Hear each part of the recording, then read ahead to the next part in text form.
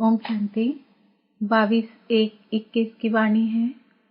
मीठे बच्चे, तुम बाप के पास आए हो रिफ्रेश होने। बाप और वर्षे को याद करो तो सदा रिफ्रेश रहेंगे। प्रश्न: समझदार बच्चों की मुख्य निशानी क्या होगी? उत्तर: जो समझदार है उन्हें अपार खुशी होगी। अगर खुशी नहीं तो बुद्धू हैं। समझदार अर्थात पारस बुद्धि बनने वाले, वह दूसरों को भी पारस बुद्धि बनाएंगे। रूहानी सर्विस में बिजी रहेंगे। बाप का परिचय देने बिगैर रह नहीं सकेंगे। ओम शांति। बाप बैठ समझाते हैं, ये दादा भी समझते हैं, क्योंकि बाप बैठ दादा द्वारा समझाते हैं। तुम जैसे समझते हो वैसे दादा भी समझते हैं। दादा को भगवान नहीं कहा जाता, यह है भगवानुवाच। बाप मुख्य क्या समझाते हैं कि देही अभिमानी बनो। यह क्यों कहते हैं? क्योंकि अपने को आत्मा समझने से हम पतित पावन परम पिता परमात्मा से पावन बनने वाले हैं। यह बुद्धि में ज्ञान है। सबको समझाना है। पुकारते भी हैं कि हम पतित हैं। नई दुनिया पावन जरूर ही होगी। नई दुनिया बनाने वाला, स्थापन करने वाला बाप है। उनको ही पतित पावन बाबा का बुलाते हैं। पतित पावन साथ में उनको बाप कहते हैं। बाप को आत्माएं बुलाती है, शरीर नहीं बुलाएगा। हमारी आत्मा का बाप पारलौकिक है, वही पतित पावन है। यह तो अच्छी रीति याद रहना चाहिए। यह नई दुनिया है या पुरानी दुनिया है, यह समझ तो सकते हैं ना। ऐसे भी बुद्धू हैं जो समझते हैं हमको सुख अपार है, हम तो जैसे स्वर्ग में बैठे हैं। परंतु यह भी समझना चाहिए कि कलयुग को कभी स्वर्ग कह नहीं सकते। नाम ही है कलयुग, पुरानी पतित दुनिया। अंतर है ना। मनुष्यों की बुद्धि में यह भी नहीं बैठता है। बिल्कुल ही जड़ जड़ीभूत अवस्था है। बच्चे नहीं पढ़ते हैं तो कहते हैं ना कि तुम तो पत्थर बुद्धि हो। बाबा भी लिखते हैं, तुम्हारे गांव निवासी तो बिल्कुल पत्थर बुद्धि है। समझते नहीं है क्योंकि दूसरों को समझाते नहीं हैं। खुद पारस बुद्धि बनते हैं तो दूसरे को भी बनाना चाहिए। पुरुषार्थ करना चाहिए, इसमें लज्जा आदि की तो बात ही नहीं। परंतु मनुष्यों की बुद्धि में आधा कल्प उल्टे अक्षर पड़े हैं तो वह भूलते नहीं हैं। कैसे भुलाएं? भुलवाने की ताकत भी तो एक बाप के पास ही है। बाप बिगर यह ज्ञान तो कोई दे नहीं सकते। गोया सब अज्ञानी ठहरे। उनका ज्ञान फिर कहाँ से आए? जब तक ज्ञान सागर बाप आकर ना सुनाए। तमो प्रधान माना ही अज्ञानी दुनिया, सतो प्रधान माना दैवी दुनिया। फर्क तो है ना। देवी देवताएं ही पुनर्जन्म लेते हैं। समय भी फिरता रहता है, बुद्धि भी कमजोर होती जाती है। बुद्धि का योग लगाने से जो ताकत मिले वह फिर खलास हो जाती है। अभी तुमको बाप समझाते हैं तो तुम कितने रिफ्रेश होते हो। तुम रिफ्रेश थे और विश्राम में थे। बाप भी लिखते हैं ना, बच्चों आकर रिफ्रेश भी हो जाओ और विश्राम भी पाओ।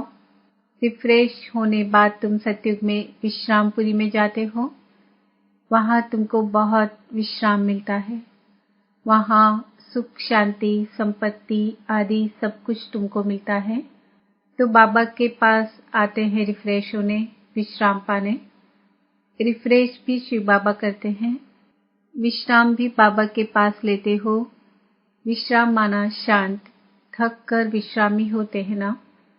कोई कहाँ जाते हैं विश्राम पाने। उसमें तो रिफ्रेशमेंट की बात ही नहीं।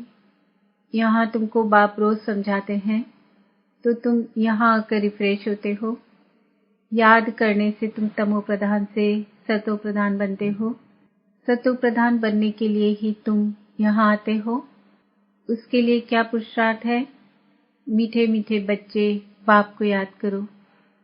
बाप ने सारी शिक्षा तो दी है। यह सृष्टि चक्र कैसे फिरता है, तुमको विश्राम कैसे मिलता है, और कोई भी ये बातें नहीं जानते। दोनों को भी समझाना चाहिए ताकि वह भी तुम जैसा रिफ्रेश हो जाए। अपना फर्ज ही यह है सबको पैगाम देना। अविनाशी विश्राम पाना है, सबको यह पैगाम दो। यही याद दिलाना है कि बाप को और वर्षे को याद करो। है तो बहुत सहज बात। बेहद का बाप स्वर्गरस्त हैं, स्वर्ग का ही वर्षा देते हैं। अभी तुम हो संगम युग पर। माया के श्राप और बाप के वर्षे को तुम जानते हो। जब माया रावण का श्राप मिलता है तो पवित्रता भी खत्म, सुख शांति भी खत्म, तो धन भी खत्म हो जाता है। कैसे धीरे धीरे खत्म होता है वह भी बाप ने समझाया है। कितने जन्म लगते हैं, दुखधाम में कोई विश्राम थोड़ी होता है, सुखधाम में विश्राम ही विश्राम है। मनुष्यों को भक्ति कितना थकाती है, जन्म जन्मांतर भक्ति थका देती है, कंगाल कर देती है। यह भी अब तुमको बाप समझाते हैं। नए नए आते हैं तो कितना समझाया जाता है। हर एक बात पर मनुष्य बहुत सोच करते हैं, समझते हैं कहाँ जादू न हो। अरे तुम कहते हो जादूगर, तो मैं भी कहता हूँ जादूगर हूँ, परंतु जादू कोई वह नहीं है जो भेड़ बकरी आदि बना देंगे। जानवर तो नहीं है ना, ये बुद्धि से समझा जाता है। गायन भी है सूरमंडल के साज से। इस समय मनुष्य जैसे रीढ़ मिसल है। यह बातें यहाँ के लिए है, सत्युग में नहीं गाते, इस समय का ही गायन है। चंडिका का कितना मेला लगता है, पूछो वह कौन थी, कहेंगे देवी। अब ऐसा नाम तो वहाँ होता नहीं। सत्युग में तो सदैव शुभ नाम होता है। श्री रामचंद्र, श्री कृष्ण, श्री कहा जाता है श्रेष्ठ को।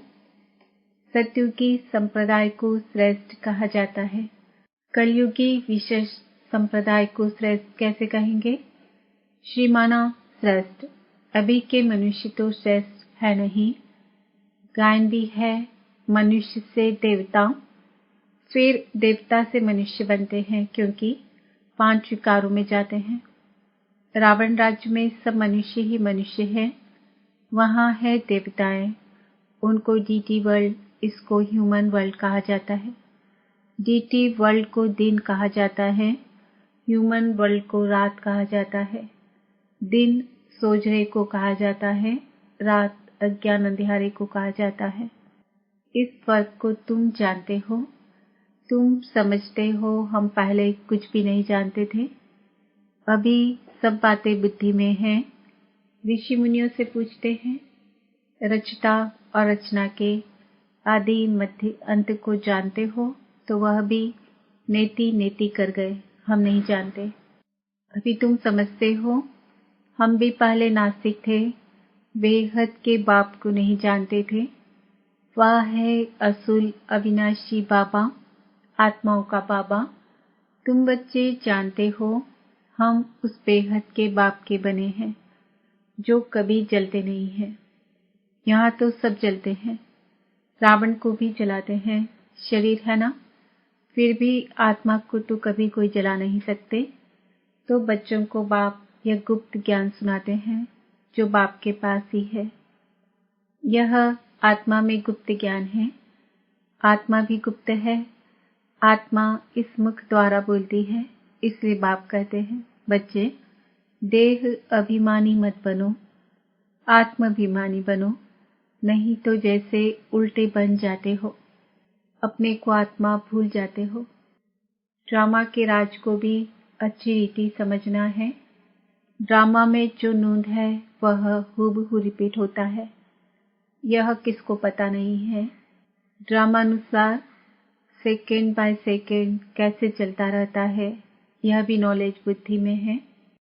आसमान का कोई भी पार नहीं पा सकते हैं, धरती का पा सकते हैं। आकाश सूक्ष्म है, धरती तो स्थूल है। कई चीजों का पार पा नहीं सकते, जबकि कहते भी हैं आकाश ही आकाश, पाताल ही पाताल है। शास्त्रों में सुना है ना, तो ऊपर में भी जाकर देखते हैं, वहां भी दुनिया बसाने की कोशिश करते हैं। दुनिया बसाई तो बहुत है ना, भारत में सिर्फ एक ही देवी देवता धर्म था और खंड आदि नहीं था। फिर कितना बसाया है, तुम विचार करो। भारत के भी कितने थोड़े टुकड़े में देवताएं होते हैं। जमुना का कंठा होता है, देहली परिस्तान थी, इसको कब्रिस्तान कहा जाता है, जहाँ अकाले मृत्यु होती रहती है। अमरलोक को परिस्तान कहा जाता है, वहाँ बहुत नेचुरल ब्यूटी होती है। भारत को वास्तव में परिस्तान कहते थे। ये लक्ष्मी नारायण परिस्तान के मालिक है ना, कितने शोभावान है, सतोप्रधान है ना। नेचुरल ब्यूटी थी, आत्मा भी चमकती रहती है। बच्चों को दिखाया था कृष्ण का जन्म कैसे होता है। सारे कमरे में ही जैसे चमत्कार हो जाता है, तो बाप बच्चों को बैठ समझाते हैं। अभी तुम परिस्तान में जाने के लिए पुरुषार्थ कर रहे हो। नंबरवार तो जरूर चाहिए, एक जैसे सब हो ना सके। विचार किया जाता है, इतनी छोटी आत्मा कितना बड़ा पार्ट बजाती है। शरीर से आत्मा निकल जाती है तो शरीर का क्या हाल हो जाता है। सारी दुनिया के एक्टर्स वही पार्ट बजाते हैं जो अनादि बना हुआ है। यह सृष्टि भी अनादि है, उसमें हर एक का पार्ट भी अनादि है। उनको तुम वंडरफुल तब कहते हो जबकि जानते हो यह सृष्टि रूपी झाड़ है। बाप कितना अच्छी रीति समझाते हैं ड्रामा में। फिर भी जिसके लिए जितना समय है उतना समझने में समय लेते हैं। बुद्धि में फर्क है ना, आत्मा मन बुद्धि सहित है ना, तो कितना फर्क रहता है। बच्चों को मालूम पड़ता है हमको स्कॉलरशिप लेने की है, तो दिल अंदर खुशी होती है ना। यहाँ भी अंदर आने से ही एम ऑब्जेक्ट सामने देखने में आती है, तो जरूर खुशी होगी ना। अभी तुम जानते हो यह बनने के लिए यहाँ पढ़ने आए हैं, नहीं तो कभी कोई आ ना सके। यह है एम ऑब्जेक्ट। ऐसा कोई स्कूल कहाँ भी नहीं होगा जहाँ दूसरे जन्म की एम ऑब्जेक्ट को देख सके। तुम देख रहे हो यह स्वर्ग के मालिक हैं, हम ही यह बनने वाले हैं।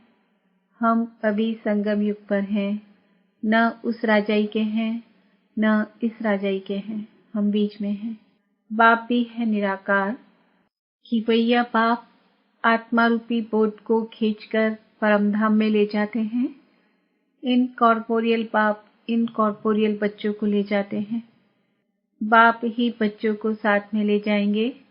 यह चक्र पूरा होता है, फिर हूबहू रिपीट करना है। एक शरीर छोड़ दूसरा लेंगे, छोटा बनकर फिर बड़ा बनेंगे। जैसे आम की गुठली को जमीन में डाल देते हैं तो उनसे फिर आम निकल आएंगे, वह है हद का झाड़। यह मनुष्य सृष्टि रूपी झाड़ है, इनको वैरायटी झाड़ कहा जाता है। सतयुग से लेकर कलयुग तक सब पाठ बजाते रहते हैं। अविनाशी आत्मा 84 के चक्र का पाठ बजाती है। लक्ष्मी नारायण थे जो अब नहीं है, चक्र लगाए अब फिर ये बनते हैं। कहेंगे पहले ये लक्ष्मी नारायण थे, फिर उनका यह है लास्ट जन्म ब्रह्मा सरस्वती। अभी सबको वापस जरूर जाना है। स्वर्ग में तो इतने आदमी थे नहीं, न इस्लामी न बुद्धि, कोई भी धर्म वाले एक्टर्स नहीं थे सिवाय देवी देवताओं के। यह समझ भी कोई में नहीं है। समझदार को टाइटल मिलना चाहिए ना। जितना जो पढ़ता है नंबरवार पुरुषार्थ से पद पाता है, तो तुम बच्चों को यहाँ आने से ही यह एम ऑब्जेक्ट देख खुशी होनी चाहिए। खुशी का तो पारावार नहीं। पाठशाला व स्कूल हो तो ऐसा है कितनी गुप्त, परंतु जबरदस्त पाठशाला है। जितनी बड़ी पढ़ाई उतना बड़ा कॉलेज, वहाँ सब फैसिलिटीज मिलती है। आत्मा को पढ़ना है, फिर चाहे सोने के तख्त पर चाहे लकड़ी के तख्त पर चढ़े। बच्चों को कितनी खुशी होनी चाहिए।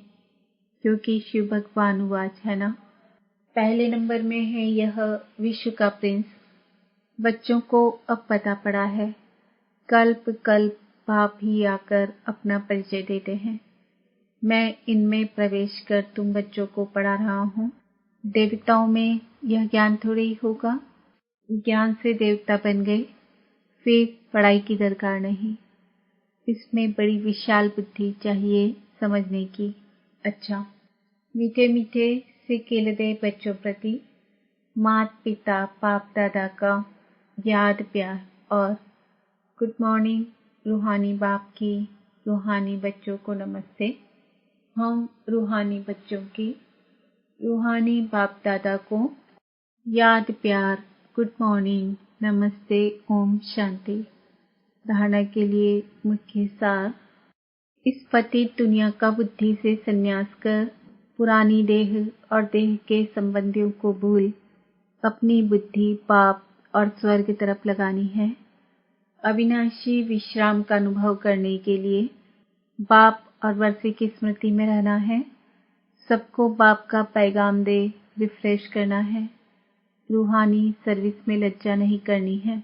वरदान, सदा बाप के सन्मुख रह खुशी का अनुभव करने वाले, अथक और आलस्य रहित भव। कोई भी प्रकार के संस्कार या स्वभाव को परिवर्तन करने में दिल शिकस्त होना या अलबेला बनाना भी थकना है। इसमें अथक बनो। अथक का अर्थ है जिसमें आलस्य न हो। जो बच्चे ऐसे आलस्य रहित हैं, वे सदा बाप के सन्मुख रहते और खुशी का अनुभव करते हैं। उनके मन में कभी दुख की लहर नहीं आ सकती। इसलिए सदा सन्मुख रहो और खुशी का अनुभव करो। स्लोगन, सिद्धि स्वरूप बनने के लिए हर संकल्प में पुण्य और बोल में दुआएं जमा करते चलो। आज का सम्मान है, मैं खुश नसीब आत्मा हूँ। ओम शांति।